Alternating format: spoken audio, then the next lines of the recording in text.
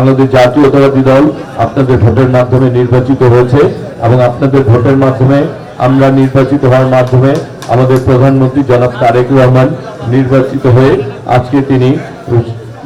জনকল্যাণমূলক বিভিন্ন কর্মকাণ্ডে নিজেকে সম্পৃক্ত করে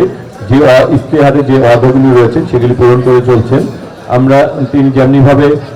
তিনি ফ্যামিলি কার্ড, কৃষক কার্ড, খাল খনন এবং বিভিন্ন ধরনের প্রকল্পকে ত্বরান্বিত করার মাধ্যমে আগামী দিনে বাংলাদেশকে একটি অর্থনৈতিকভাবে স্বনির্ভর দেশ হিসেবে গড়ে তোলার জন্য এবং আমাদেরকে বিভিন্ন ধরনের খাল খনন করে নদী খনন করার মাধ্যমে আমাদের এই বাংলার যে উর্বরকলিকে আবারও তিনি গড়ে তুলে তিনি এই আমাদের বাংলাদেশকে কৃষিক্ষেত্রে উন্নয়ন করতে যাচ্ছেন। মোট কথা আমরা আগামী বাংলাদেশকে একটি নিরাপদ একটি অর্থনৈতিকভাবে স্বনির্ভর বাংলাদেশ করতে চান আমাদের প্রধানমন্ত্রী জনাব তারেক রহমান, এবং তিনি চান আমাদের এই সরকারের যত ধরনের আমাদের প্রকল্প রয়েছে প্রতিটি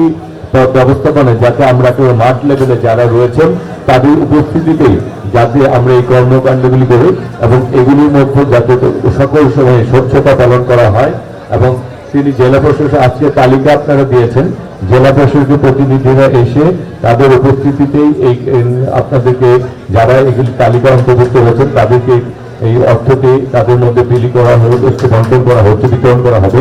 সুতরাং আমার মনে হয় যে আমরা যাতে প্রতিটি কাজ যেটি সরকারে যে কাজগুলি করতে চান বাস্তবায়ন করতে চান আমরা যাতে সেটি সুন্দর এবং নির্বিঘ্নে সকলের মাঝে উপস্থিতির মাধ্যমে আমরা করতে পারি। এবং সেই ব্যাপারে আমাদের ঢাকা 9 সবুজবাগ কিংবা যারা আমাদের বিএনপি অঙ্গ সংগঠনের নেতৃবৃন্দ রয়েছেন তারাও যাতে সর্বোচ্চ উদারতা রেখে আমাদের প্রধানমন্ত্রী জনাব তারেক রহমানের প্রতিটি সিদ্ধান্ত যাতে তারা বাস্তবায়ন করেন এবং আমরা যাতে করে মানুষের কাছাকাছি থাকতে পারি, মানুষের জবাবদিহিতার মাধ্যমে থাকতে পারি এবং যারা এই কাজগুলি করার জন্য দায়িত্বশীল রয়েছে সরকারি বিভিন্ন কর্মকর্তা তারাও যাতে সুন্দরভাবে এই কাজটি সম্পন্ন করতে পারেন তাদেরকে সহযোগিতা আপনারা করবেন এবং আমরা সকলেই সহযোগিতা করার মাধ্যমে আমরা এই ঈদটিকে যাতে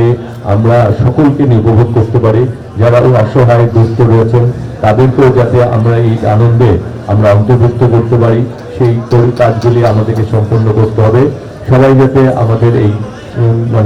ঈদ আনন্দকে ভোগ করতে পারে এবং প্রধানমন্ত্রী যেমনিভাবে চান যে কোনো কাজ যে কোনো ভালো কাজে সবাই যাতে শরীক থাকে।